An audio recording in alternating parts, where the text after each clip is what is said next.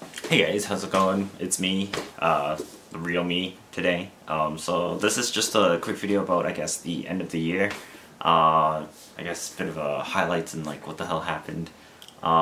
This year wasn't really good. It was really terrible.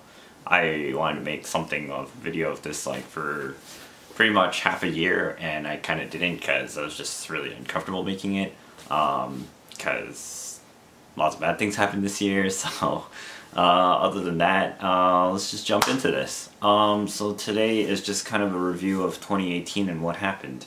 Why I'm pretty much, well, a very few of you know I'm practically unstable. I'm like, I would say somewhat mentally unstable. It's kind of weird, like, what does that really mean? It's just more or less like my mood is basically a variance of anywhere from normal, crazed, ragey, sad, who knows, it's all over the place. It's not consistent throughout the day. It's like one day I could be happy for like 1 hour, the next moment I could be really sad, depressed, and tragic. It makes no sense, but I believe it's just something that I'm coping with. The reasons why is because I've had 2 family members pass away. My experience of it happening. So in January 2018, I even posted a video a few weeks later or something that like somewhere in this year I posted like, a video where my dad was diagnosed with terminal stage 4 colorectal cancer. So that happened in January of this year. It's about a month passed from the diagnosis, and then what happened was I was really worried. I was supposed to fly over to Florida a lot earlier to meet some friends, possibly do some things for them, but then that didn't really work out, and then my dad was like telling me to go anyways. I was already really worried because he was literally given the death sentence diagnosis, essentially, that's how I saw it. Obviously I tried to stay hopeful all the way through. It didn't really work out, and I tried to do what I could for 6 months straight. So it went from a span of from January all the way till July. And at about June or July, I was pretty much in the hospital almost day in, day out, along with rotating with like family members. Just really pretty much like accompanying dad there. He pretty much was there for a whole month, and then he upped and left. So really, the end was pretty much, we were practically at the hospital for pretty much anywhere from like 16 to 24 hours near the end, like just around the clock, the final few days. It was very roller coastery. It was definitely emotional. It was a lot of alarm, a lot of panic. There was some mysticism. I called it mystical because it was actually kind of weird. There were some weird incidents in there, and it was just, at the end of it, it was myself, my mom, my brother, and his sister in the room. It was pretty fortunate that he got to say goodbye to everybody, and it was really strange at the end. I thought I was gonna be strong enough. Clearly I overestimated, and no, I just completely broke down and I pissed off for like 2 weeks, and then I didn't want to do anything. Then I had to rush a slideshow and just relive through everything again, constantly, and things went south from there. Hours before the end came, for my father, it was kind of mystical. This is the only part I'm willing to share about it anyways. It's kind of mystical. It was in the middle of the night. We already had like 1 or 2 calls, urgent calls into it before he actually passed, like almost like half a day later. But then there was all calls like saying like, oh, you might be going now or whatever. I drove mom home at the time because we just needed rest. And I was telling her, I'm like, I'll drive you back right away the moment, like, if anything happens. And then, so we drove her home. She slept for like 3-4 hours. Then I had to call her again and be like, yo, she might be going, like, we need to go now. And then we left the house again, go all the way back to the hospital, and I think the whole incident was pretty mystical. It was, in some sense, so what happened was, I think on the final sunrise, it was actually really weird. The sun literally hit the windows on the buildings, and it just literally bounced right into his room. And I mean, it's kind of interesting, but obviously this is obviously just an overstretch. My brain is far too rational to actually believe these things, even though it wants to believe these things. But it just seemed like paradise was approaching, and like 2 crows and a pigeon was like perched on his windowsill just in the morning, and they just kind of stood there, and kind of actually about like an hour before he passed, like they flew off. I thought it was really odd.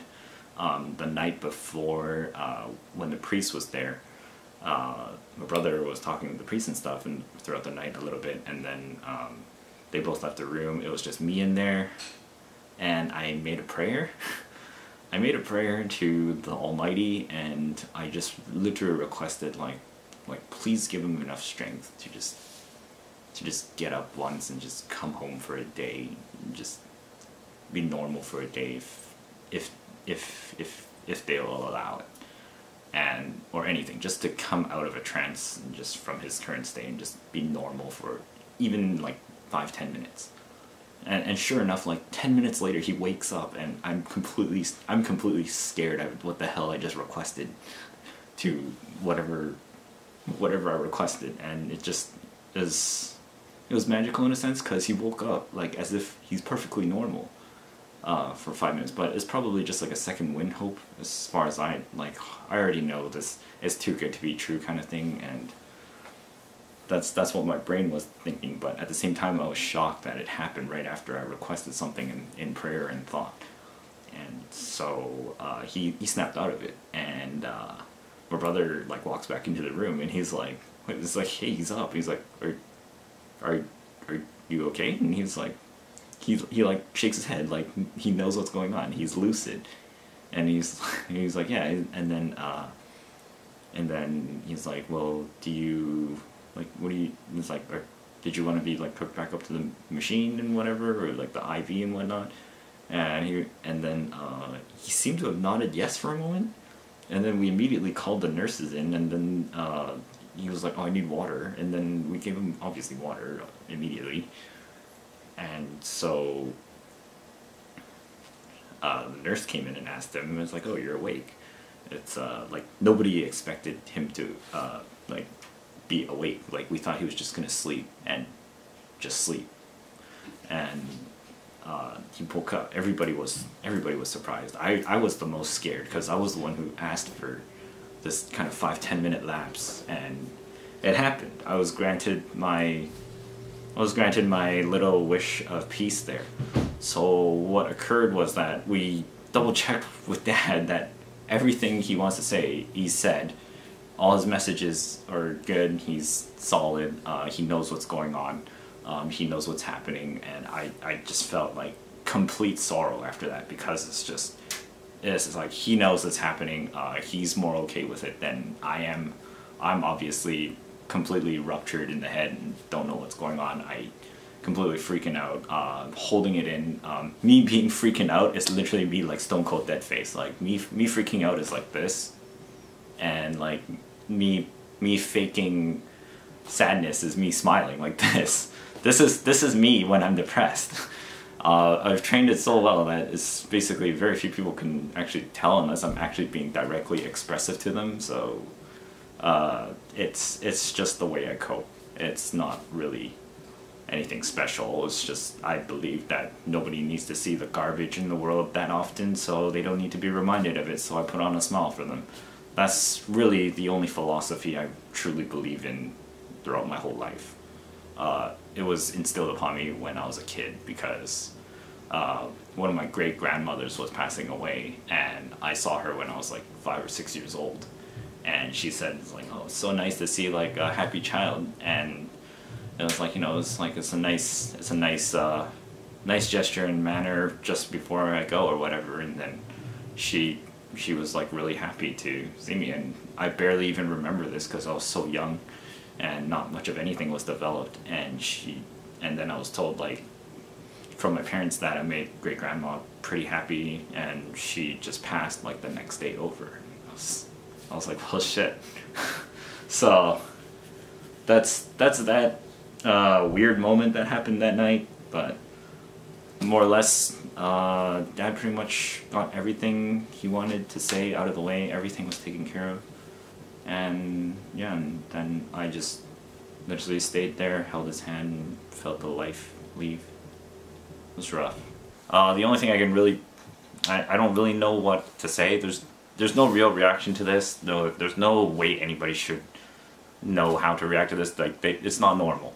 Like, nobody should ever have to go through this, but some people will go through it in their life, or some people will definitely go through it. A majority of us will. I'm sharing this because I don't know. I just felt like I feel like I'll feel better after putting this out.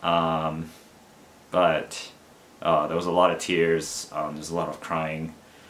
There was a very, very, very explosive argument with my mom, like just shortly after. Everybody was just really stressed. It was particularly freezing for me because I had to make a slideshow for the funeral, and I basically stared at pictures for like almost 48 hours of my dad, flipping through like his entire timeline. I built, like, because I do YouTube and stuff like this here, I actually made a slideshow for a presentation and stood up on a podium and spoke in front of like all the relatives and family. It was really like, I don't have too much problem speaking in front of like public, but when it's in front of like family, cousins and everything, the pressure is like 1,000-fold times, like far more pressure.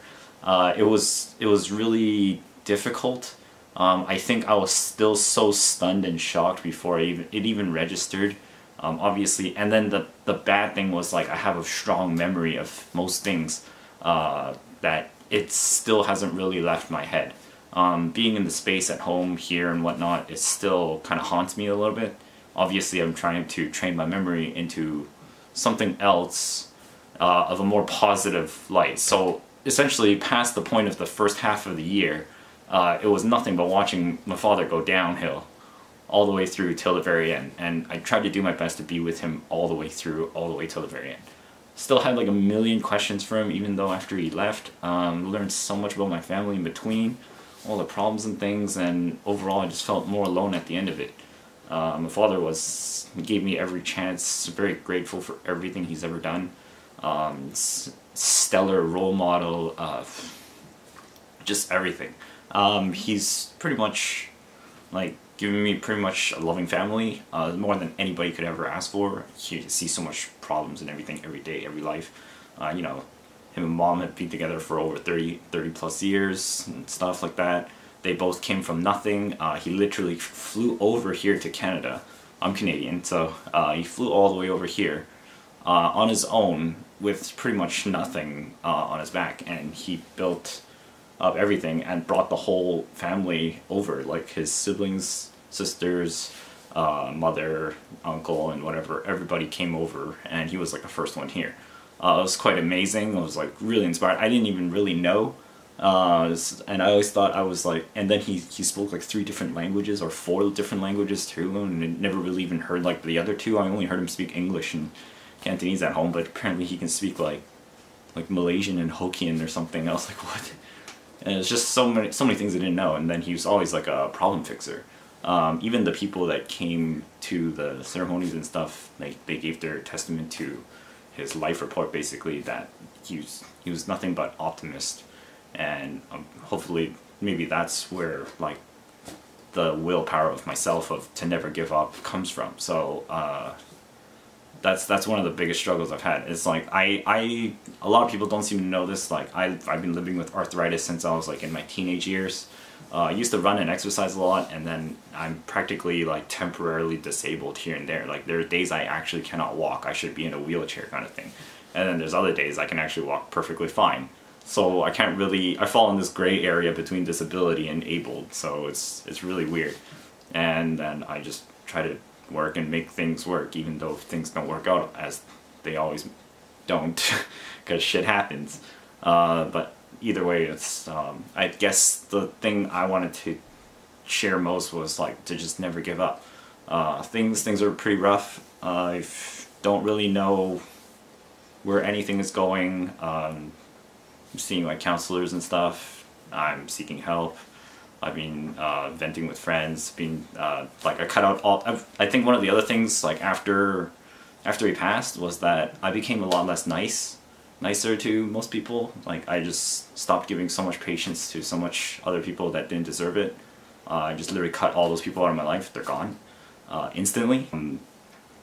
It had to be instantaneous because they did not help anything. Try and make better things. Make positive news. Don't force happiness because it'll just be fake. It's like you have to emote. I've been dealing with it. I'm very terrible at emoting. Strangely enough, that's always like, you know, the era I grew up in is like, hey, you're a dude, suck it up, man up, and whatever. It's just actually like so inhuman to actually just suck it up and never actually explain yourself, and that's how people blow up in anger, because when they actually find a chance to vent, they'll explode it all over them. It's more or less pretty much like one of my other friends told me too. It's like, well, if you got nothing to lose, it's like just give them a reason to literally unleash it all upon the person, whether they deserve it or not. And I'm like, yeah, I don't want to do that to anyone ever. So I'd rather just tell people, emote, conversate with other people, conversate with close friends, and something like this is something like this. I don't really care. All I need is really like a handful of friends. And I have those, cherish them a lot. I met a number of great people this year. I've also met a lot of shitty people this year. They're all gone. And pretty much just keep good company around you. And you'll make it through. I don't really know where this is going. I've completely lost. I was partially crying earlier already. And I don't know how else to tell you guys this. Like 2018 has been complete shit. I lost my father, I lost my grandfather. I had a few people telling me they wanted to game end themselves. It was really bad. I just told them all to just keep trying. Like, I'll be there if they call and whatnot, so if, however and whenever I can, I'll check on them. And like, you know, it's here making sure mom's okay. I don't believe she's okay. And yeah, I don't think most of my family even knows I do YouTube.